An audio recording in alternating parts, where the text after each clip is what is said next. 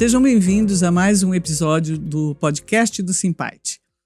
Hoje eu, Vilma Dias, vice-presidente do Simparte, serei anfitriã deste episódio. Fiz questão de estar aqui porque nós vamos tratar de um assunto extremamente relevante para o mundo do trabalho, que é a saúde mental dos trabalhadores. É sabido hoje que transtornos como burnout, depressão, ansiedade são causas bastante expressivas de afastamento dos trabalhadores no Brasil, e a fiscalização, obviamente, tem um papel extremamente relevante nessa seara, nessa questão. Para entender melhor o impacto desses fatos no dia a dia das empresas, né, e dos trabalhadores, nós vamos conversar hoje com Rodrigo Vieira Vaz, auditor fiscal do trabalho e nosso diretor também do Simparte, diretor de integração fiscal. O Rodrigo tem mais de 15 anos de experiência, já ocupou o cargo de chefe da saúde, da seção de fiscalização, saúde e segurança do trabalhador na delegacia ou superintendência regional do trabalho no estado de São Paulo, e ele também participou da elaboração do gerenciamento de riscos ocupacionais, GRO, que é houve agora recentemente uma atualização importantíssima do GRO e que consta da nova norma regulamentadora 1, a nova redação, né? Bem entendido. Além disso, também, o Rodrigo ele ministra cursos e treinamentos na área, ele participa também da elaboração da CAMPAT, que é a Campanha Nacional de Prevenção de Acidentes do Trabalho, que é uma iniciativa governamental, e poderíamos continuar aqui, que ele tem um vasto e rico currículo, mas por hoje acho que é o suficiente. Rodrigo, seja bem-vindo. Nos últimos anos, introduzindo já o nosso tema, nos últimos anos, a preocupação com a saúde mental dos trabalhadores no ambiente do trabalho tem crescido, obviamente, e especialmente após a pandemia, que trouxe novas dinâmicas, né, como o home office e o trabalho via aplicativos. Vamos entender melhor esse cenário e as soluções que podem ser aplicadas. Eu começaria, então, Rodrigo, te perguntando a respeito desse impacto na saúde mental no trabalho, acerca das condições de trabalho que impactam a saúde mental dos trabalhadores hoje, né? Quais seriam, como são essas condições? O que mudou com a pandemia? Tá, joia. Vilma, obrigado pelo convite, eu agradeço, né? É um prazer estar aqui nesse segundo episódio do nosso podcast do Simparte, né? O primeiro foi com o Luiz Alexandre, eu já assisti várias vezes. Foi ótimo muito também, legal, excelente. Gostei demais. E esse tema é um tema realmente que tá preocupando toda a sociedade, né? Um tema que nós fizemos uma reformulação da NR1, inseriu lá o termo fator de risco psicossocial, então a gente está muito preocupado com isso. Eu digo assim, a saúde mental do trabalhador sempre foi uma preocupação da inspeção do trabalho, né? A gente olha muito para a questão da saúde física, né? A questão de lesões, tradicionalmente uma lesão de braço, de coluna, né? Uma amputação ou um acidente que vai levar à morte do trabalhador, né? Então isso é uma realidade há muitos anos da inspeção do trabalho. Só que a gente percebe que o mundo do trabalho ele tem mudado, ele tem se alterado, ele tem feito novas intervenções, né, novas formas de relações de trabalho. Isso impacta profundamente na saúde mental do trabalhador, né? Então, a gente observa que antes da pandemia já havia ali indícios muito fortes, isso não só no Brasil, né, mas no mundo como um todo, que havia uma demanda de trabalho, uma demanda cognitiva, uma demanda da organização, que está impactando na saúde do trabalhador e na saúde mental do trabalhador, né? Aí, em 2020, com a pandemia, isso se tornou cada vez maior, né? Primeiro, até a condição que nós vivíamos à época, né? Sim. De não saber o que vai fazer, de você ficar em casa, da implantação em uma forma maciça do teletrabalho, né? Do home office, e a partir daí, aplicou-se, né, novas formas de trabalho. Então, você tem hoje ferramentas de aplicativos do WhatsApp, do Telegram. Com certeza. A conexão ali direta entre empresa e trabalhador, né? As demandas muito mais... você não tem um direito de desconexão do trabalho, você está no sábado, está ali com a demanda do seu chefe te mandando mensagem tem meta para cumprir, tem que fazer aquela atividade. Então, pós-pandemia, realmente, a gente observa que esse acréscimo está se tornando ali uma evidência cada vez maior para a sociedade, né? A gente vê, inclusive, eu queria só fazer aqui um parênteses, lembrando que a Organização Mundial da Saúde, houve, você sabe bem, evoluiu o conceito, o próprio conceito de saúde, né? Verdade. Que antes entendia a saúde como um bem-estar físico e avançou para entender como bem-estar físico, mental e social, né? Esse um conceito oficial da Organização Mundial de Saúde a respeito do que seja exatamente saúde, ou seja, há uma preocupação também com os aspectos mental e social, né? É verdade. E por falar nisso, então, Rodrigo, quais seriam, assim, os principais transtornos? Você já entrou um pouco nessa questão. Os principais transtornos que acometem os trabalhadores e quais os fatores que mais contribuem para isso? Interessante, porque o INSS acabou de divulgar os dados de 2024, assim, dados aí recentes, né, sobre a questão dos afastamentos. Sim. Para você ter uma ideia, de 2023 para 2024, em parte de transtornos mentais e comportamentais do INSS, teve um acréscimo de 67% dos afastamentos.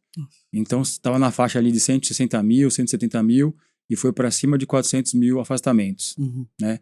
E isso de 2023 para 2024. Né?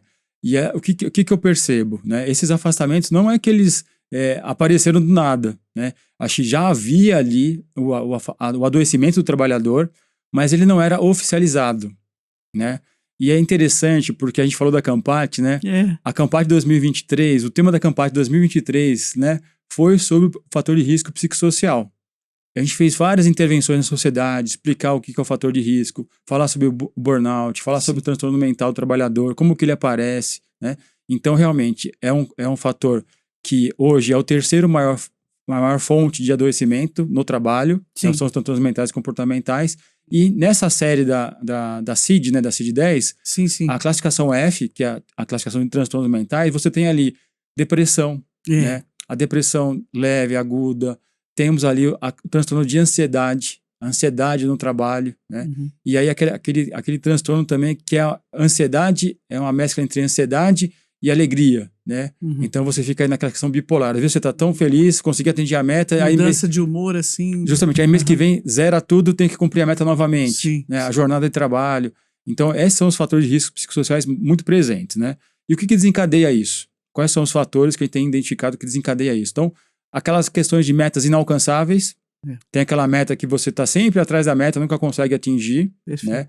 Isso causa uma preocupação no trabalhador, porque além da meta... Sensação de impotência também, né? Justamente, e aí está vinculado com a questão salarial, ou não vou atingir a meta, vou perder o salário, né?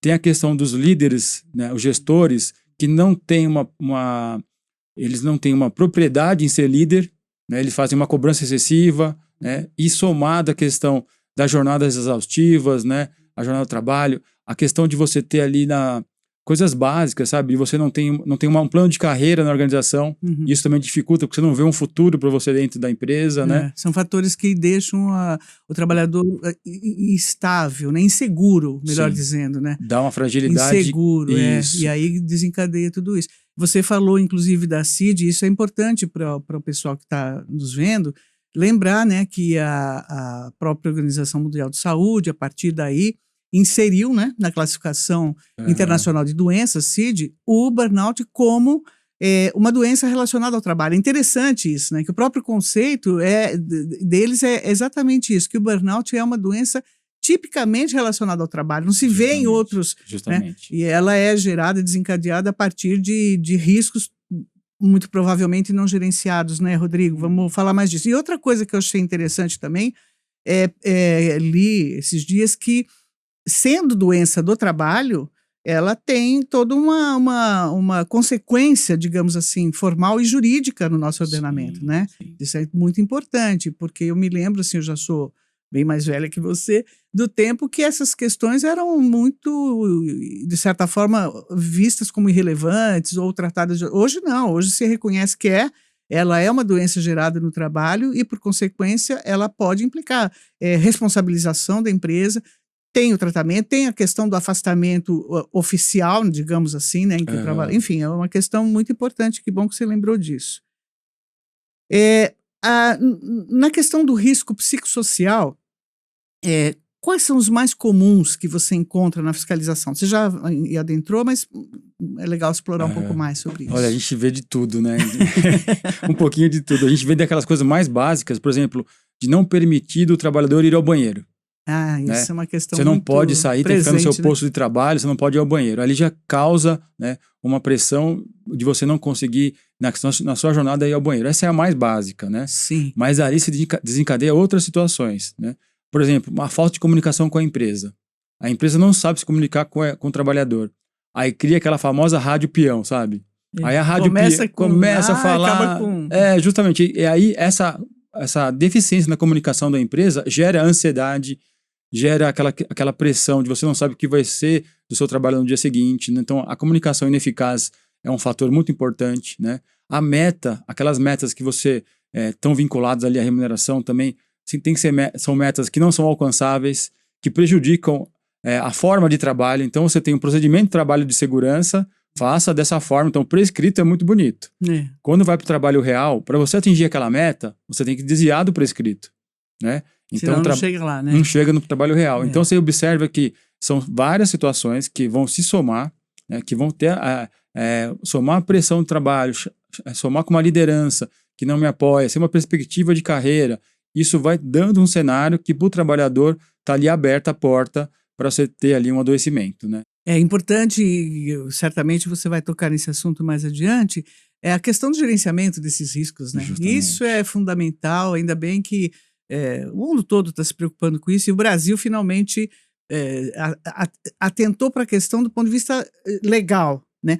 Já então, por falar nisso, a pergunta é a seguinte: você acredita que a legislação atual, como a NR17, que trata da ergonomia, né? Para quem, por falar nisso, a gente está falando muito de NR, vamos para o pessoal mais leigo lembrar que inicialmente as normas de saúde e segurança, me corrija, por favor, as normas de saúde e segurança, além do plano constitucional, que tem a previsão do direito, né, a um ambiente saudável, elas estão previstas na CLT, né, que tem o caráter de lei, realmente, e elas foram regulamentadas através de uma portaria 3214, né, originalmente de 78, tinha lá algumas NRs, e ao longo do tempo essas NRs foram crescendo e sendo atualizadas, né? Perfeito. Então, cada uma tratando de uma questão específica, ou de uma área, um setor específico do setor produtivo, enfim. E a NR1 é uma NR introdutória, né, que cuida de questões gerais, e ela trouxe ela já tratava, né, na verdade, já tinha lá o gerenciamento de risco, mas ela teve a novidade de trazer agora o gerenciamento de riscos psicossociais ou mentais. Aí a pergunta, então, é essa. Você acredita que a NR17 da ergonomia, a própria CLT, é suficiente para abordar a saúde mental? O que poderia ser aprimorado, Rodrigo? Interessante, porque assim, hoje, se você for ver a CLT, ela fala da fadiga, né? E a fadiga na CLT é só aquela fadiga física, o peso excessivo e o assento que você tem que estar organizado. Então, a CLT realmente, em termos da saúde mental, ela precisa ser aprimorada. Está muito atrasada, né? A fadiga que tem lá é só a ergonomia física ainda, e com pouquinhas coisas ainda. Uhum. A NR17 ela passou por uma atualização em 2019, né? Sim. Junto com uma ampla atualização das normas regulamentadoras. Sim. E ela já tem dentro da NR17 a questão da visão da organização do trabalho. Sim, né? Então, você tem que olhar dentro da ergonomia física, a questão do mobiliário, do transporte de peso, né? Também olhar para a organização. Então, você tem lá já alguns aspectos que devem ser tratados. A questão da produção, da tarefa, da questão cognitiva do trabalhador, do modo operatório, tudo isso aí já deve ser tratado. Né? Só que a gente colocou, na NR1, quando a gente colocou o gerenciamento de risco ocupacional, você vai absorver ali todos os perigos ocupacionais. Que, aliás, você trabalhou nisso, né? Isso, aquela revisão de 2019, 2020, né? Que entrou em vigência em 2022. Sim. Então, ela já trata ali, olha, você tem que cuidar de todos os perigos ocupacionais, devem ser tratados pela organizazação. Sim. Não tem que separar nenhum deles. Sim. Se você for ver, o fator de risco psicossocial já existe. Com certeza. Então, ele já deveria ter sido tratado já desde o comecinho da gestão da empresa. E a 17, realmente, ela trata de uma maneira bem ampla a questão da organização do trabalho. Né? O que eu vejo a 17? Eu acho que caberia, sim, ter um anexo da norma detalhando um pouco mais sobre o procedimento de você identificar um fator de risco psicossocial, que é uma dúvida muito comum hoje nos profissionais. Como é que eu faço a identificação do fator de risco psicossocial? Eu acredito que isso deveria ser melhor detalhado dentro da norma própria, que é 17. Perfeito. Né? E aí, a partir dali, já dá um norte para as empresas, para os profissionais saberem como é que eu identifico, porque a gente está muito habituado, né? Você pega assim uma máquina, equipamento, você só de olhar já sabe que aquilo não tá bom. Tem um perigo ali, tem uma parte móvel exposta ali. Você consegue olhar e observar. Sim. O fator de risco psicossocial é muito subjetivo, né? Você precisa entrevistar o trabalhador, conversar com o trabalhador. Sentir, observar. Isso, ver como é que é a organização, como é que é o líder, como é que é a empresa. Então, são outros aspectos, é uma outra abordagem, né? E a ergonomia, ela se encaixa justamente para isso. Ela faz essa visão, ela tem os seus procedimentos de avaliação ergonômica preliminar, análise ergonômica do trabalho, que são documentos da ergonomia que estão lá para trazer esse subsídio. Mas a 17 em si, eu acho que poderia ser aprimorada. Quer dizer, na verdade, ela já... Aliás, até te parabenizo porque você participou do processo. Porque ela teve uma evolução muito grande, né? Sim, e eu me lembro dela tratando de número de toques no computador, distância, altura do braço, a questão ergonômica do ponto de vista os móveis se adaptando ao trabalhador, né? Quer dizer, ao contrário, perdão. O trabalhador se adaptando aos móveis. Hoje a ideia é o contrário, né? Sim, quer dizer, a estação de trabalho e tudo. Mas ainda a gente estaria no campo, digamos, físico, né? Você está trazendo um universo muito gigante da própria organização do trabalho. Justamente. Muito legal isso, né? E é interessante, Vilma, porque além da 17 já tem esse aspecto da organização do trabalho, agora a gente tem a NR1, o gerenciamento de risco ocupacional, que fala que a empresa, é um dever da empresa, da organização, identificar, avaliar e controlar todos os perigos organizacionais. Sim. Isso é um dever da empresa que está lá na NR1 e fazer isso de maneira sistemática, né, contínua. Então não é só fazer uma vez e acabou. Você tem que entender que segurança e saúde do trabalho é um produto, é um processo da sua empresa. Todo dia. Todo dia, né? Diário, constante, e você vai aprimorar.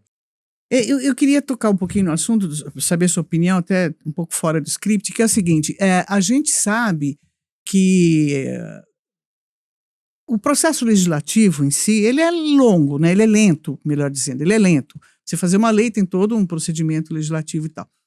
As normas regulamentadoras, elas fogem desse processo exatamente pela necessidade de agilidade. Então, existem as comissões tripartites e tal para discutir com participação dos atores sociais e tudo mais. Então, maravilhoso. Eu acho que, desse ponto de vista, elas são atualizadas assim bastante rapidamente e tanto quanto possível, elas acompanham a evolução dos riscos concretos, das novas atividades e tal. E aí estamos de acordo, né? Mas eu queria te ouvir um pouquinho sobre isso em relação às convenções, instrumentos normativos, né? Que teriam, em tese, maior agilidade também para negociar alguma condição e que trabalhariam setores específicos, né? Eu me lembro do tempo das padarias, tinha lá uma convenção, você deve saber disso, estou trazendo coisa antiga para você atualizar, né? Como é que você vê isso? Isso é só um parênteses, porque realmente eu acho não que é o importante, nosso... né? Porque, não, é importantíssimo, porque hoje a norma regulamentadora é o mínimo obrigatório, né? Poderia, por meio de uma convenção, de acordo coletivo, diante do cenário que se apresenta, de alguns setores econômicos, né? Trazer especificidades, sabe? Perfeito. Então você tem lá um setor... Porque ela não deixa de ser genérica, justamente, né? Mas sim. Mas não exclui que o acordo da convenção coletiva traga ali, no detalhe daquela regulação, né? Informações de como é um programa de saúde mental, de como é que se faz de indicadores, né? Sim. Eu acho que vale a pena, né? Ter essa abordagem de um acordo de convenção. E até reforçando, né? A gente teve uma portaria recém-publicada, que é a portaria 1419 de 2024, que já fez essa reformulação do NR1, que é onde surge ali a inclusão do fator de risco psicossocial. Perfeito. E ela foi publicada agora em agosto de 2024 e vai entrar em vigência em maio desse ano. Vamos alertar as empresas que a partir de maio começa... A partir de maio de 2025 vai estar vigente a portaria 1419, onde é obrigação da empresa fazer, junto com o gerenciamento de risco ocupacional, né, também a avaliação do fator de risco psicossocial relacionado ao trabalho. Nós vamos falar um pouquinho mais disso também daqui a pouquinho, eu quero muito te ouvir. Aqui temos uma questão que seria, esse gerenciamento de riscos ocupacionais da NR1, ele então, como você mesmo já lembrou, prevê os fatores psicossociais. Como é que esse modelo pode ser melhor aplicado na fiscalização? Interessante, porque essa aplicação de gestão de risco ocupacional, que é uma obrigação da empresa, né, o auditor fiscal do trabalho ele vai avaliar ela como um todo. Então você vai a campo fazer a inspeção, vai verificar as condições de trabalho, vai entrevistar os trabalhadores, verificar como é que a organização está gerenciando esses riscos, né, que é a parte prática, né, a parte de campo, e também automaticamente ele vai notificar a empresa para apresentar a documentação. E aquela documentação que tem que refletir a realidade Sim, que de você campo. já viu quando foi a campo. Né? Então, muitas empresas estão ainda na fase de constituir um documento. Uhum. Então, ela quer ter um PGR, que é o documento, né, que evidencia a gestão, né? Sim. Eu quero ter um PGR. Mas, na verdade, ela precisa ter uma gestão. Claro. Ela tem que ter os processos realizados, as práticas ocupacionais realizadas, e aí, a partir daí, você evidencia no documento. Né? Essa é a lógica que a auditoria busca. Ela vai a campo, busca as informações e vai, agora deve estar tudo muito mapeado, identificado, avaliado e com controle no plano de ação no PGR. Então, o que nós fazemos é isso, né? Verificar essa conformidade da prática com a questão documental. Isso, não, sem te interromper, já interrompendo. Eu acho tão importante também, porque eu me lembro também, assim, do tempo do PPRA, Programa de Prevenção de Riscos, o PCMSO, Programa de Controle Médico, que as empresas tinham só essa preocupação, era ter o documento. Então, contratava alguém, né? E as empresas pensam que a gente da fiscalização não sabe disso, né? Contratava lá o profissional, ele preparava. Muitas vezes esse profissional nem ia na empresa verificar quais eram eventualmente, ou de fato, esses riscos, não é verdade? É isso mesmo. E aí, quando o auditor chegava, apresentava lá o papel. Ou quando era instado a apresentar, né? E isso era muito triste, a gente sabia disso, né? A gente questionava muito. Agora você está falando uma coisa maravilhosa, porque primeiro você vai lá e vê o que é na prática e para depois confrontar, né? Fala mais um pouquinho disso. Não, eu é acho tão legal isso. E a gente está vivendo um momento, viu, que o PPRA, né, o Programa de Prevenção de Riscos Ambientais, ele começou em 94, a gente está com 28 anos de histórico do PPRA. E é um histórico que a gente observou na auditoria, que é um histórico só de produzir documentos. Exatamente. Né? Era um papel que ali estava só para documentar e servir para a parte previdenciária ou servir para fiscalização. Perfeito. Né? Então, a gente tem a gente tem que quebrar paradigmas, né, de 28 anos de produção de documento para trazer agora uma função de gestão do risco. Perfeito. Onde você tem que ter clareza nos seus indicadores, aonde você está, aonde você quer chegar, quantos riscos você tem na sua empresa, que nível que eles estão. Então, essa mudança não é fácil. Né? Mudar essa cultura não é fácil. É cultura da organização, então a gente tem que reverter isso e a partir da norma que estabelece um mínimo. Né? Então, como é que você vai identificar um perigo? Como é que você vai avaliar um risco? Como é que você faz um plano de ação? O PPRA falava em cronograma simples no PPRA. Agora é um plano de ação, onde vai falar o que fazer, por que você vai fazer. Tem que atuar, não quem tem que vai jeito, atuar, né? Quanto vai custar. Né? É todo um processo que você vai definir claramente aonde eu estou, aonde eu quero chegar e o que aquilo vai trazer de melhoria no ambiente de trabalho. E ele tem que evoluir comprovando essa evolução, justamente, né, Rodrigo? Que a palavra-chave que nós colocamos é a melhoria do desempenho. Sim, então, melhoria que é o tal do monitoramento. Isso, tem que avaliar. checagem, monitoramento, avaliação. Como é que você transforma essa realidade e como você vai comprovar na auditoria que você está evoluindo, está melhorando o desempenho, segurança e saúde do trabalho no seu gerenciamento de risco ocupacional. Então esse aí é o cenário que é uma mudança... E maravilhoso, eu acho, muito, também, porque mostra a importância da inspeção nessa questão, em tudo relacionado ao trabalho, mas nessa questão fundamental, né? Fundamental. É uma luta ali no dia a dia. Por falar nisso, existem algumas práticas já, assim, implementadas, algumas boas práticas por alguma empresa, algumas empresas, você tem visto ou já viu alguma coisa assim? Olha, bem pouca. Bem pouca muito mesmo. Novo assunto. Né? E assim, algumas empresas tinham lá um programa de saúde mental, um programa de qualidade de vida, que ainda era um começo para você tratar desse tema. É voluntário, nem todos preenchiam, nem todos participavam, né? Mas algumas empresas até querendo se destacar e trazendo aí uma necessidade, de acordo com aquele cenário, fizeram um programa de qualidade de vida ou de saúde mental, né? Consulta aos trabalhadores, avaliação junto aos trabalhadores, fazia algumas palestras, né? Tinha alguma situação. O que nós determinamos agora é que esse programa de qualidade de vida, de saúde mental, tem que estar inserido na gestão da empresa. Ah, que beleza. Tem que fazer parte do gerenciamento de risco ocupacional. É um elemento a mais. É um elemento a mais. Sim. Então, você tem que saber claramente aonde estão os fatores de risco psicossocial. Qual que é a fonte dele, em que circunstância que ele aparece. Então, você tem que trazer claramente, tá nessa fonte, nesse grupo de trabalhadores, que nível de risco que ele está. Ele é alto hoje para a empresa, é um nível de risco médio, e também que ações que você vai determinar para reduzir aquele nível de risco. Então, aquele programa, que era um programa de boas intenções, lógico, né, que trazia ali um benefício ao trabalhador, tem que ser agora prescrito no PGR. É um instrumento que vai ajudar. Justamente. E aproveitando, então, essa questão, você vê que a empresa tem que levantar tudo isso, né? A questão que eu colocaria é quais seriam, então, os principais desafios enfrentados pelos auditores ao lidar com essa subjetividade da saúde mental no ambiente. Você já falou bastante sobre isso, da observação em campo, mas queria te ouvir mais, porque é o que você falou, às vezes você vê lá um trabalhador trabalhando quieto ali na máquina, na dele, mas de repente é um cara que está quase explodindo ali de ansiedade ou de estresse ou à beira de um burnout, né? Então, como é que você, em tese, a gente teria que confiar exclusivamente nas declarações da empresa, nos riscos que ela apresenta, né? Mas eu tenho certeza que você, em especial, mas os auditores, eles avançam um pouco nisso. Como é que dá para a gente fazer esse... Legal. O que a gente tem que... a gente tem uma abordagem, né, na auditoria, que é entrevistar o trabalhador.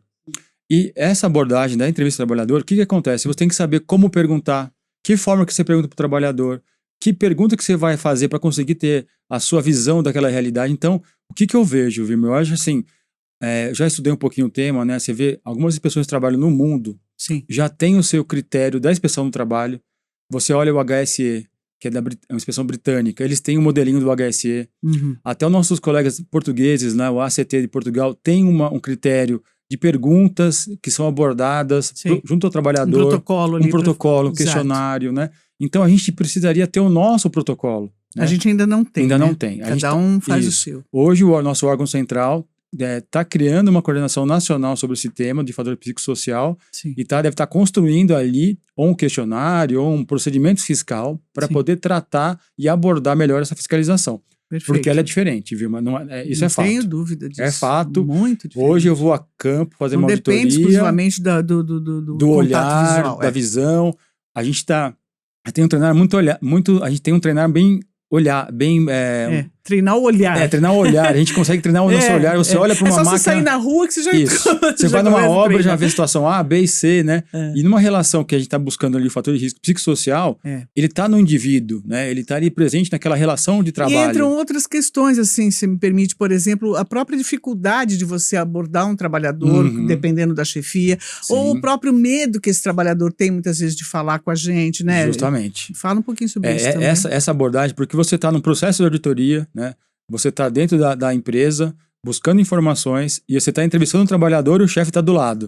Isso é terrível. Então, né? Você fica com temor, ele fica com temor, ele tem medo de perder o emprego. Lógico. Então, essa abordagem tem que ser muito bem estruturada. Perfeito. Porque você, a partir dali, que você vai ter informação da situação da empresa em relação à saúde mental no trabalho, para poder, a partir dali, você checar na documentação se a empresa conseguiu identificar, avaliar e tratar desse fator de risco psicossocial. Então, é necessário, ao meu ver, que o órgão central ele traga ali um direcionamento mais adequado e preciso. Mais objetivo, né? Mais objetivo, com um procedimento fiscal mais claro. Perfeito. De como fazer essa entrevista.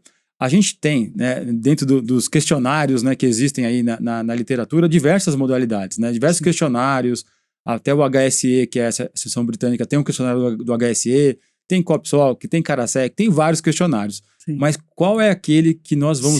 Se adapta bem ao nossa realidade. Contexto, exato. E às vezes um setor econômico vai pedir uma especificidade ali. Perfeito. Riscos diferentes. E justamente, eu vou num frigorífico, é diferente do setor bancário, é diferente de uma obra.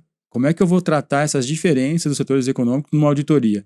Então, realmente é necessário ter um detalhamento. Com certeza. Essa questão remete para a próxima, que é muito complicada, a meu ver. Quer dizer, quais seriam, então, os principais desafios enfrentados pelos auditores ao lidar com o trabalho remoto e híbrido, né? Como fiscalizar as coisas? Quer dizer, você está falando da necessidade de estar ali presente, avaliar como é que o trabalhador na casa dele pode ser abordado, quer dizer, como é que a fiscalização vai lidar e considerando o crescente, houve lá uma certa mudança, algumas empresas estão trazendo de volta os trabalhadores para o local, mas a fiscalização tradicionalmente é no local de trabalho, né? Até a gente na residência enfrenta alguns empecilhos até constitucionais, não tem como fazer isso, na verdade. Manda ver, fala sobre isso que eu estou muito curiosa. É mais um desafio para a gente, porque realmente, né? Quando veio a pandemia, né, o trabalho em home office, né, o teletrabalho, ele foi instituído na sua integralidade. né? As empresas continuaram existindo porque estava ali na sua casa trabalhando, né? Aí isso na CLT lá é o tal do teletrabalho, mas o home office é uma palavra muito mais usada, né? É moderno. Moderno, home office, mas é o teletrabalho, você na sua casa trabalhando. Exato. E aí quando foi voltando, né? As empresas foram voltando à normalidade, algumas, não, então vamos fazer híbrido, né? Metade no teletrabalho, metade na presencial, algumas já estão voltando 100% presencial, né? Então, mas a gente observa muito que o teletrabalho está presente em muitas organizações, né? Sim. E aí surge a primeira dificuldade, né? Como é que o auditor fiscal trabalho e isso vai conseguir entrevistar esse trabalhador dentro da sua residência? Perfeito. A gente não vai conseguir entrar na residência, né? Então tem que encontrar outros caminhos de auditoria por meio de um formulário de preenchimento, por meio de uma reunião online que a gente tem nas nossas ferramentas de auditoria, entrevistas que a gente pode agendar posteriormente, mas ainda dentro daquela questão de você fazer a entrevista com o trabalhador. Perfeito. Porque a gente sabe que a responsabilidade será sempre da organização. Né? Nesse teletrabalho, ela tem que garantir que aquele trabalhador na sua residência foi orientado na melhor postura, alguma mudança do teletrabalho, a própria empresa fez ali um diagnóstico, sua mesa tem que ter dessa forma, a cadeira dessa forma, não foram todos, né?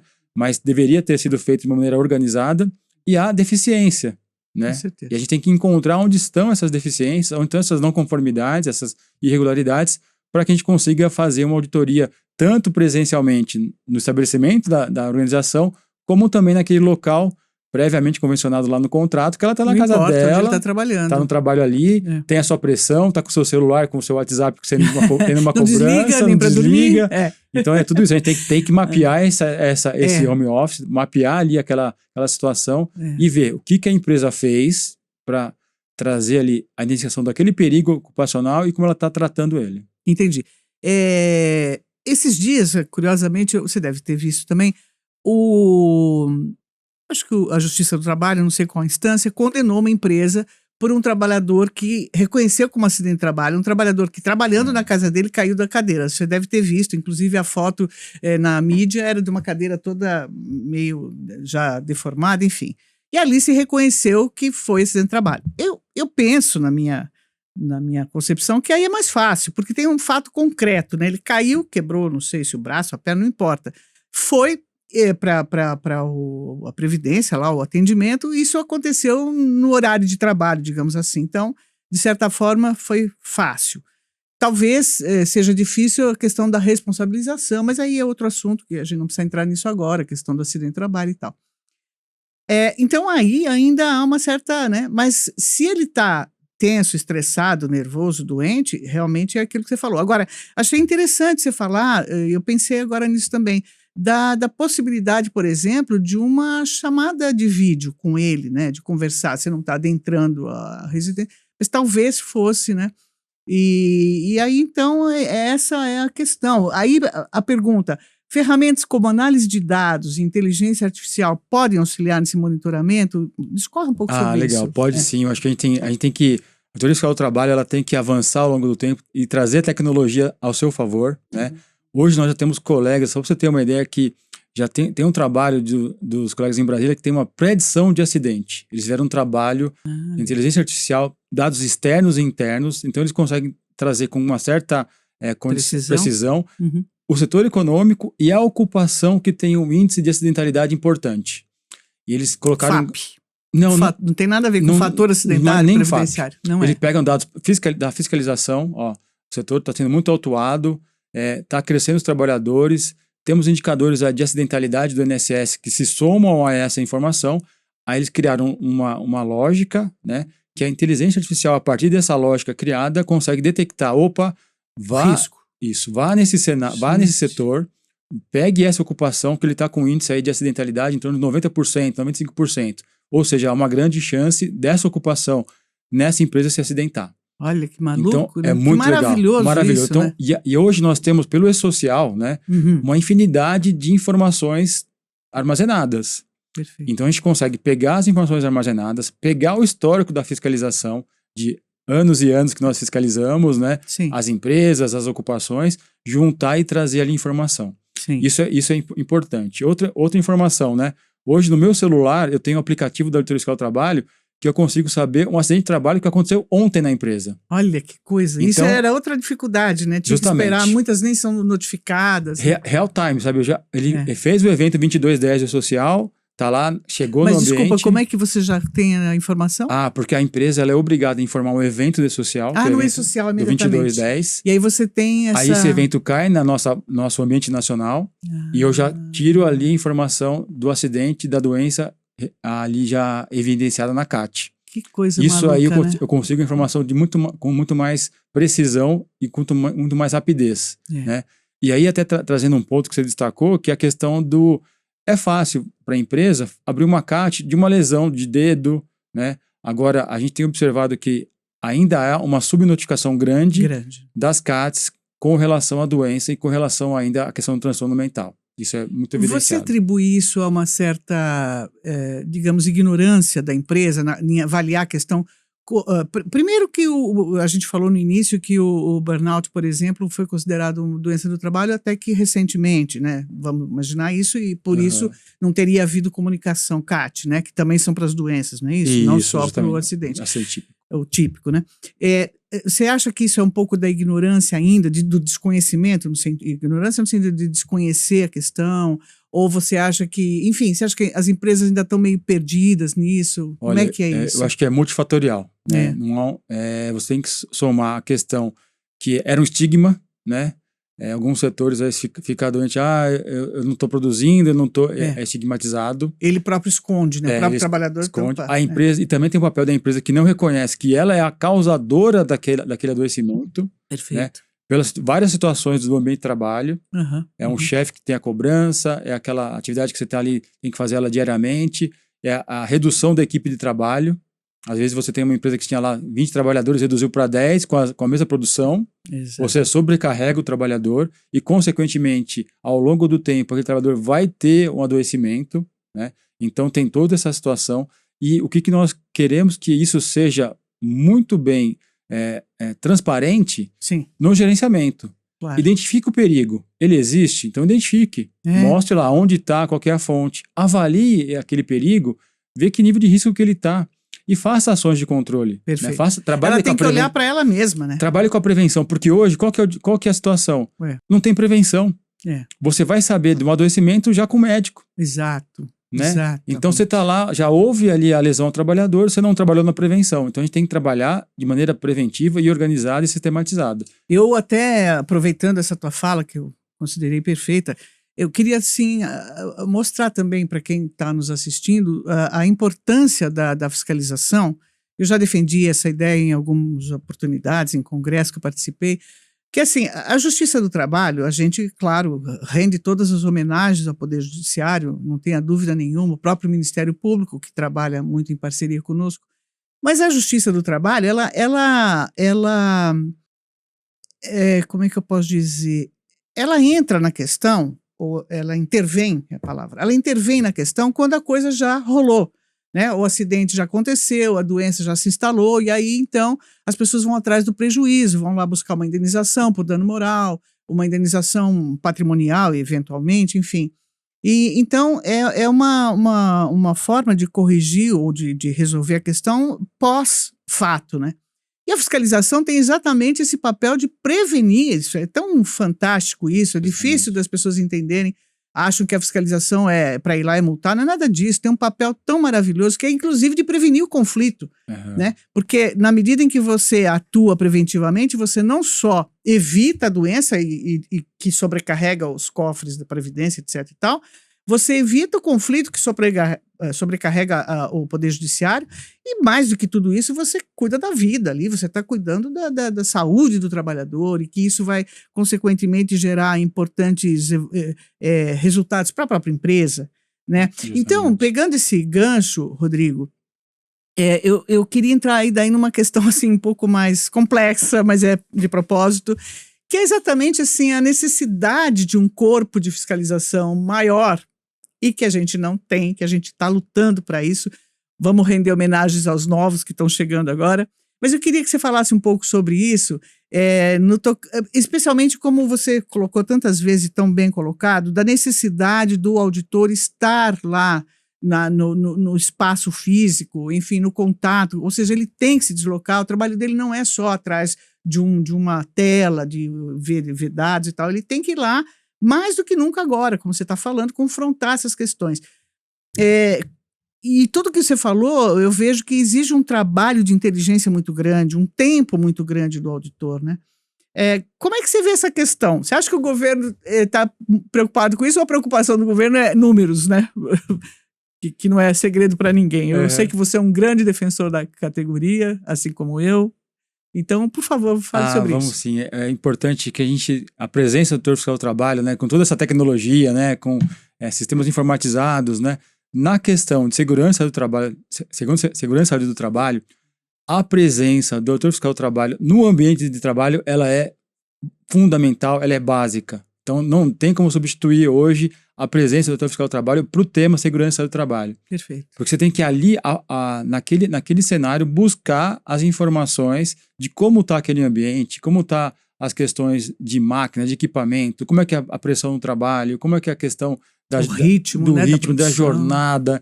Então, você tem que estar em campo. Então, o auditor fiscal do trabalho tem que ter aquela presença fiscal para observar e conversar com o trabalhador. Isso aí é fundamental. Perfeito. E o que acontece hoje? Hoje a gente tem, né, São Paulo está com 260 auditores fiscais na ativa, né? Muito pouco. Um número irrisório, né? Então isso a gente tem que realmente trazer aí a necessidade de um reforço em auditores fiscais do trabalho. Está chegando, né, do concurso público que tá sendo finalizado, está indo para a segunda etapa agora, mas uma boa quantidade de auditores fiscais do trabalho para o Brasil. E São Paulo vai receber uma boa parte dele. Né? Ainda bem, né? Ainda bem. Tirar um pouco. Eles estão ainda já no processo. Isso, já. Conta um pouquinho disso para nós. Legal. Então foi feita a primeira etapa do concurso público, do CPNU, Concurso Público Nacional Unificado, Sim. Que teve o cargo de auditor fiscal do trabalho dentro do concurso público. Certo. É um concurso geral nacional, com vários cargos, contemplou também nossa área. Contemplou nossa área, nosso cargo de auditor fiscal do trabalho. E aí já tivemos a primeira etapa, né? Já tivemos lá 900 nomes já foram separados para ir para a segunda etapa, que é um curso de formação. Entendo. Inclusive, foram nós aprovados, agora vão passar pela formação. Inclusive, a gente já fez um contato, né, com esses colegas da primeira etapa. Eles estão ansiosos para saber como é que é a carreira, como é que funciona a fiscalização, o que eu vou fazer, o projeto. Então, a gente já deu uma conversamos com ele. Você, monitor, tá direto lá também, que eu sei. Conversamos com ele, trocamos umas informações, umas ideias para saber, né, para dar uma ideia. Uma noção, porque é uma carreira, né, Vilma, que não tem em outro lugar. Não tem. É dentro do Ministério do Trabalho, que é o auditor fiscal do trabalho. É muito específico. O tema específico. Então você não tem um paralelo, né, dentro de uma organização sobre autoria fiscal. Então eles querem saber como é que é o dia a dia. Então, eu me lembro quando eu cheguei, há muitos anos atrás também, nossa, que é que eu vou fazer? Como é que eu trabalho? Com que roupa que eu vou, né? Sair, com que roupa que eu vou fiscalizar? Como é que eu vou fiscalizar? O que é a minha CIF? Até isso, que roupa eu uso, né? Até como se comportar. Ou seja, justamente. Papel no caso, vocês que estão na ativa, é fundamental nos monitores. A gente também, na medida das oportunidades, mostrar um pouco o que é, né? A importância disso por conta daquilo que a gente acabou de falar. Porque a gente evita conflito, a gente resolve ali no nascedouro o problema, a gente orienta, a gente, né? Enfim, é um trabalho bastante árduo, né? E muito... Bom, eu dediquei minha vida e você dedica a sua a isso, né? Dentro desse contexto, Rodrigo, e como colega de diretoria também do Simpart, vamos falar um pouquinho do papel do Simpart, né? O que a gente poderia pensar? Eu acho que são, na verdade, duas vertentes, né? Uhum. Uma delas seria como auxiliar o auditor na fiscalização dessas questões relativas à saúde mental, né? Como é que a gente poderia auxiliar, prover, enfim. E a outra seria a do próprio auditor, né? Que também, claro, sofre impacto na sua saúde mental por conta de tanta coisa que você mesmo colocou hoje. Como é que o Simpart poderia também atuar? Você como colega e também como colega de diretoria e engajado nessas questões, também queria muito te ouvir. É interessante porque nesse momento que nós estamos, né, com essa atualização normativa, com o fator de risco psicossocial sendo um tema tão abrangente, sim, a gente tem que buscar junto ao Simpart os profissionais que conheçam do tema, né? Sim. A gente tem até auditores fiscais, né, que já tratam muito bem desse tema, a Luciana, colegas que já trabalham com esse tema, a Luciana Baruch. Sim. Então, trazer para a categoria a experiência dos colegas, eu acho que é fazer uma roda de conversa, né? Fazer ali um trabalho conjuntamente com os colegas e também buscar nos profissionais de fora, claro, a expertise. Exato, justamente trazer para conversar, como é que você consegue diagnosticar isso. Essa é uma ideia que eu concordo plenamente, que eu penso realmente. Como é que a gente ajuda o auditor? Municiando ele com conhecimento, com experiências da realidade, mostrando como é que as coisas estão evoluindo, como é que... E para isso, para mostrar mudanças de produção, mudanças de sistema produtivo, trabalho via aplicativo, você vê quanto debate está havendo sobre isso.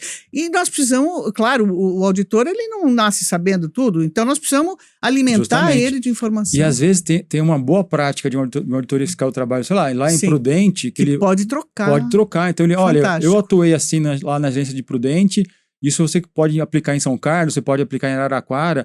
Essa troca de experiência do corpo fiscal, ela é importantíssima. Fundamental. Então, até porque tem regiões que têm, como você falou, às vezes algumas atividades mais específicas do campo, ou seja, da cidade, não importa. Justamente. Né, as indústrias, os serviços. O serviço muda completamente de cidade para cidade. Exatamente. E um outro papel interessante que o SIMPART ele tem essa função de cobrar do órgão central. Sim, né? Isso. Por exemplo, aquele protocolo que você falou. Justamente, cadê o protocolo? Exatamente. Né? Ferramentas que auxiliem. Né? E aí até impacto na nossa saúde mental, né? Porque acabar com a comunicação entre o órgão central e o auditor fiscal do trabalho tem que ser mais clara, tem que ser mais precisa. Exato. Acabar também com a rádio peão interna, sabe? Tem muita, né? Então a gente tem que ter clareza. É claro que a gente tem aí os meios hoje digitais, mas de qualquer forma o Brasil é gigantesco. Muito. O Brasil... E aliás, pegando esse gancho também, eu queria dizer que assim... qual a importância do SIMPART, né? Eu acho que eu defendo isso, já defendi isso em reuniões com a própria presidência do SINAIT, que óbvio que todo mundo defende a categoria de um plano geral, mas São Paulo, assim como outros estados, tem especificidades. É o maior estado aqui do nosso país, que tem uma riqueza muito grande de sistemas de produção, de ramos de atividade, as coisas são muito rápidas. Então, eu entendo que o Sindicato Paulista ele tem um papel fundamental para cuidar dos auditores do nosso estado, porque eles vivenciam experiências, claro, do ponto de vista da legislação, igual, porque a nossa legislação é federal, a gente sabe disso, mas do ponto de vista da abordagem, das questões com as quais ele se depara, eu acho que tem uma especificidade muito grande. Eu nem entraria na questão, digamos assim, constitucional ou legal da organização sindical, né, dos sindicatos específicos que pelo território mínimo ali do município, nem que daí legitima sindicatos estaduais, mas nem é essa a questão. Eu ficaria apenas com a questão das especificidades locais, regionais do trabalho. Então, eu quero, claro, eu sou suspeita para falar, né? Sou da diretoria do nosso sindicato, mas eu quero sim exaltar o papel do SIMPART e dizer que a nossa preocupação é essa. Mas antes de você falar sobre isso, que eu sei que você também gosta de falar disso, eu queria lembrar também que em relação, por exemplo, você falou da doença, do impacto também na figura do auditor, né? Você falou, fala um pouco mais disso. Eu queria só acrescentar a questão da segurança, quero que você fale.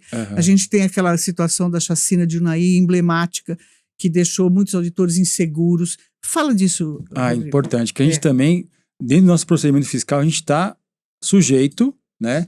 Temos os nossos fatores de risco psicossociais, com certeza, né? A gente tem a nossa meta para cumprir, a gente tem a nossa ordem de serviço para atender, então a gente tem que ter essa noção que nós também estamos aí sujeitos a esse fator de risco, né? Temos a nossa ansiedade, né? Temos a nossa preocupação em atingir a meta. Isso é uma realidade, a gente tem que olhar para nós mesmos, né, e entender qual que é o nosso papel e saber essa integração dos limites também, tem que ter o que é positivo e o que é negativo, é um cenário muito importante, né? E além disso, a gente tem que ter clareza que a gente está nós estamos expostos assim em diversas situações. Então, por exemplo, a fiscalização rural é um cenário que eu tenho que ter um cuidado especial. Temos um procedimento de segurança que foi instituído pelo órgão central, mas por exemplo, ele fala que tem que trabalhar em dupla. Se eu trabalhar em dupla em São Carlos, acabou a gerência, porque só tem 2 auditores fiscais que vão para campo lá. Então, remete àquela questão da falta de pessoal.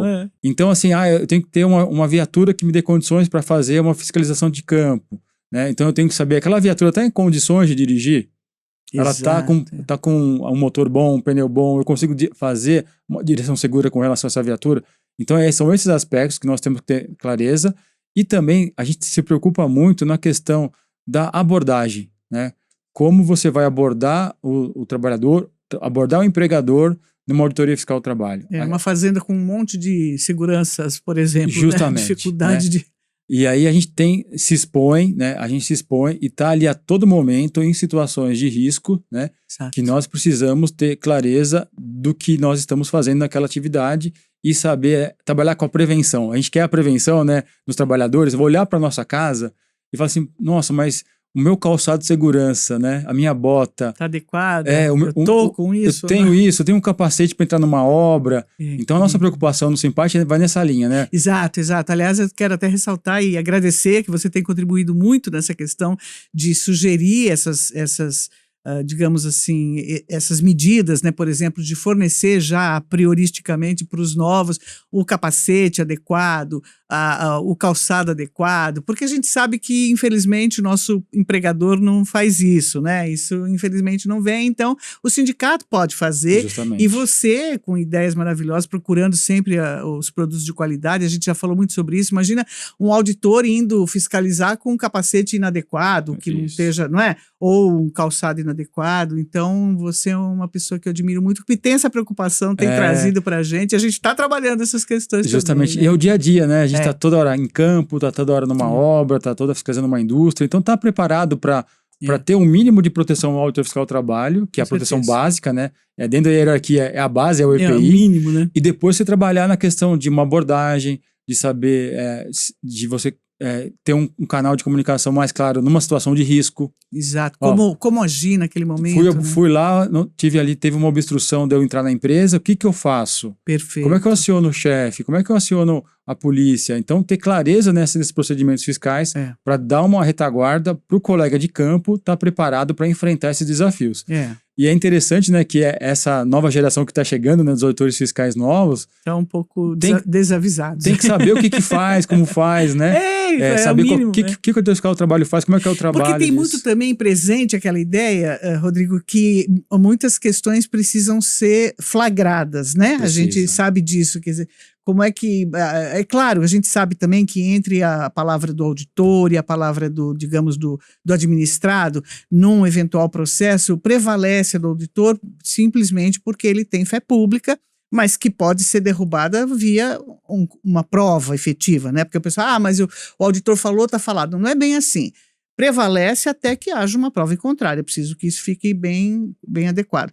Mas como é que ele vai falar? Ele tem que flagrar uma situação, né? Ele não basta só ter fé pública e chegar e falar, ele também tem que ter meios de comprovar que o que ele está falando é adequado. Ou seja, de novo, a gente precisa flagrar, constatar, né? E às vezes a gente é obstruído na entrada, né? Isso, e esses elementos de convicção para você fazer uma autuação, para você fazer uma interdição, um embargo de uma obra, né? Você vai construindo na sua auditoria. Perfeito. Então, você vai fazer um registro fotográfico, você vai fazer uma filmagem, que são elementos que você vai conseguir a partir dali, olha, temos uma situação de risco grave iminente, está evidenciada, a partir daqui está interditada tal equipamento, tal situação. A interdição é um procedimento fiscal que requer ali uma habilidade e uma... Extremo, né? Extremo. Porque separa tudo, né? É uma medida de urgência, de emergência, porque está num cenário de risco gravemente ao trabalhador. Perfeito. Você vai parar uma empresa, né? E você precisa parar uma empresa porque tem uma situação grave ali. Perfeito. Então você tem que ter muita clareza, muita objetividade, muito apoio técnico para saber, essa medida tem que ser tomada, senão não está sendo liberada aquela interdição, aquele embargo da obra. Então realmente você tem que ter os elementos de convicção muito bem formatados, né? A partir dali você fazer toda a parte técnica de relatórios, de termo de interdição, de autuação e colocar naquele documento que você produz a realidade que você encontrou de campo para poder trazer ali uma segurança jurídica da nossa atuação. Isso Perfeito. É fundamental. Isso é muito importante, é fundamental. E lembrando sempre que essas questões, na verdade, elas não se exaurem com a autuação, né? A gente sabe, às vezes para a empresa foi autuada, acabou, mas não, a nossa preocupação não é simplesmente autuar, né, Rodrigo? Justamente, é fazer essa transformação da realidade do trabalho. Exato. Né? Porque você lavrou uma auto-infração, confirmou uma irregularidade, mas aquele problema, se permanecer para o trabalhador, ele que vai estar diariamente ali, ele que vai viver 8 horas por dia aquela fonte de risco, aquele problema. Então a gente tem que buscar essa transformação Aqui a gente fala da regularização, né? Exato. Buscar a regularização daquele meio de trabalho. É bom explicar isso também, porque às vezes o auditor começa a estar na empresa com uma certa frequência, não para de vir aqui. Mas, na verdade, o que você está fazendo é monitorando aquela situação, se ela é levada a bom termo. Isso, né? O procedimento de auditoria, ele dura até de 4 a 5 meses, né? Porque você acompanha, né? Justamente, você acompanha, você vai lá, verifica como está o status hoje, notifica a empresa, dá ali autua, dá prazo de regularização. Houve uma mudança, regularizou, retorna para checar se houve a mudança. Então, são procedimentos extensos que tem que ter um acompanhamento, né? Com certeza. Então, hoje, com o nosso quadro reduzido... É um pouco difícil. É difícil você realizar todas as etapas. Difícil, Aí, com a chegada dos novos colegas, a gente vai conseguir direcionar melhor a fiscalização, fazer um melhor planejamento, ir no ponto-chave, onde está o problema. Melhorar o nosso trabalho, né? Justamente. Acho que esse é o mais importante, que a sociedade precisa, né? A sociedade necessita da presença do Estado. Nós, doutores fiscais do trabalho, temos um papel essencial nesse cenário, né? Com certeza. Então, a gente tem que trazer esse resultado para a sociedade. Que maravilha! Por mim, eu ficaria aqui o resto do dia falando com você. Mas, sim, antes da gente encerrar, você quer dizer mais alguma coisa sobre saúde mental, sobre esse trabalho todo maravilhoso que vocês estão desenvolvendo no dia a dia, sobre maio, acho que é importante ressaltar, legal. né? Isso, aí agora dia 26 de maio, né, entra em vigor um novo texto da NR1, que é uma atualização do gerenciamento de risco ocupacional, né, que hoje é um tema que são todos preocupados com a questão do fator de risco psicossocial, né, e a gente observa... A internet não para de falar disso, o que tem de gente comentando advogado. Isso. Então, e até agora a fonte real. Nossa, mas aí você vê de tudo, né? Até informações totalmente equivocadas. Que eu já vi também. Nossa, que não quer dizer que isso não está na norma, né? Já ouvi aí do LinkedIn, do Instagram, informações sem fundamento. Né? Esse é o risco, né? Esse é o risco, né? Então a gente tem que tomar um cuidado. Para isso o podcast do Simparte. Justamente, para buscar informação precisa, de qualidade ali dentro. E eu acho que a gente tem que trazer isso, né? Então o que acontece? A partir de 26 de maio, a empresa ela tem que trazer a informação de onde está o perigo, fator de risco psicossocial, qual que é a fonte, a circunstância dele, que é o começo da gestão, identificar se existe aquele perigo na empresa, identificar esse fator, saber aonde ele está, qual o grupo de trabalhador que está exposto a ele. É ali que se começa a gestão. Eu tenho perigo? Tenho, então identifique. Entender primeiro. Isso, aonde está, o porquê está, qual que é o fator. A partir daí, eu vou fazer uma avaliação dele. Eu vou verificar a probabilidade, a severidade dele, porque ele tem que se transformar num nível de risco. Eu tenho um fator de risco, mas o nível de risco ele está baixo, médio, ou está alto, ou está extremo. Que aí o que acontece? A próxima etapa é controlar. Sim. Eu preciso ter uma medida de prevenção para controlar aquele fator de risco. Essas medidas a própria empresa vai propor, né? Isso. Ela vai pensar e ver o que dá para... As normas regulamentadoras já têm um direcionamento mínimo e a partir daquele direcionamento ela vai fazer um plano de ação. Vai colocar um plano de ação dentro da hierarquia de proteção, né, que é sempre buscar eliminar aquele fator de risco. O ideal é você buscar a eliminação do fator de risco. Sim, pelo menos o gerenciamento. Isso, não conseguir eliminar o fator de risco. O que eu vou fazer? Medidas coletivas. Sim. Agir na engenharia com medidas coletivas. Perfeito. E na segunda etapa, uma medida administrativa. Eu posso dar um treinamento, eu posso fazer um diálogo diário de segurança. É muita coisa. Uma medida organizacional, né? Aumentar ali o quadro de trabalhadores. Dependendo do risco, né? Justamente. O risco está alto, o risco está médio, eu vou ter ação. Qual é o tipo de risco? Nós temos que ter clareza que a norma veio para dar um direcionamento. Né? Uma gestão clara ali e o mais importante, vimos, que é sistematizado. Perfeito. Você faz isso continuamente. Você não pode esquecer que gestão de segurança do trabalho é contínua. Não é só para produzir documentos, né? Sim, fundamental a tua colocação.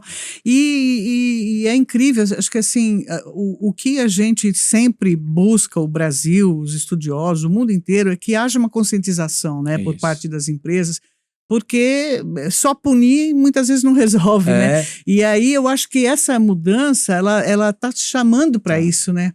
Você tem que olhar para a tua empresa e ver o que está acontecendo. E o prazo que foi dado na portaria é justamente para isso. Olha, vamos ler o texto, porque como eu brinco, né, que a gente está treinando agora, o texto não está vigente, então você conhece o texto legal, então é psicossocial, onde está?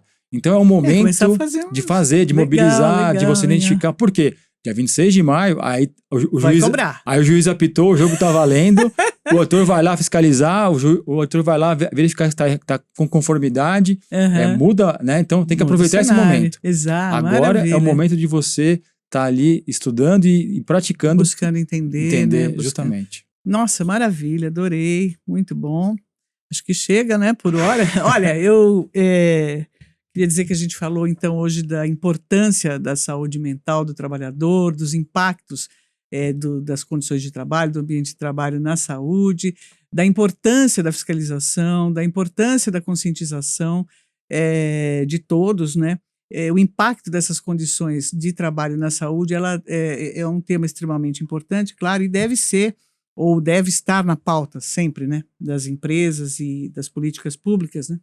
Vamos fazer uma chamada para o auditor. Se você é auditor fiscal e se interessa pelo tema ou quer se aprofundar pelo tema, acompanhe o Simparte, leia a nossa revista O Elo, que, por sinal, o último ou penúltimo número trouxe um artigo do Rodrigo, querido Rodrigo, sobre o tema, e acompanhe nossas iniciativas, né? Que realmente a gente está engajado em fazer a coisa funcionar. Se, por outro lado, você é trabalhador, observe, né? Se há algum risco, alguma situação no seu local de trabalho que te causa alguma dificuldade, busque apoio, né? Procure se informar sobre os seus direitos, busque apoio. Rodrigo, muito obrigada por compartilhar seu conhecimento fantástico, sua experiência maravilhosa. A gente poderia fazer mais uns 3 episódios com você. Quero te agradecer e também você que nos acompanhou até agora. Obrigado pela audiência e esteja sempre alerta aí, porque nós viremos com outros episódios. Quer se despedir, querido? Queria agradecer a todos, né, a Vilma pela condução aqui da entrevista. Obrigado. Um abraço aos colegas auditores fiscais de trabalho de todo o estado de São Paulo. De todas as nossas 20 gerências regionais, né? Estão ali distribuídas ao longo do nosso estado. E também uma colega que está ali, o candidato, né? O candidato ao auditor fiscal do trabalho. Seja bem-vindo. Seja bem-vindo. Venha com vontade. O Simparte está de portas abertas para vocês, né? Para conversar, para dialogar, trazer a nossa realidade, né? Então, se você for escolher São Paulo como uma referência, né, para trabalhar e para morar, venha ao Simparte, converse com a gente, que a gente está à disposição também. E por falar nisso, eu quero também já dizer que nós pretendemos aí, num dos próximos episódios, falar um pouco do Simparte, falar das nossas iniciativas, das nossas mudanças, da nossa evolução, para tentar evoluir também, para acompanhar a evolução, né, do dia a dia, da fiscalização. Então a gente vai estar aqui, não deixe de acompanhar, né, Rodrigo? Isso. Obrigado, querido. Imagina.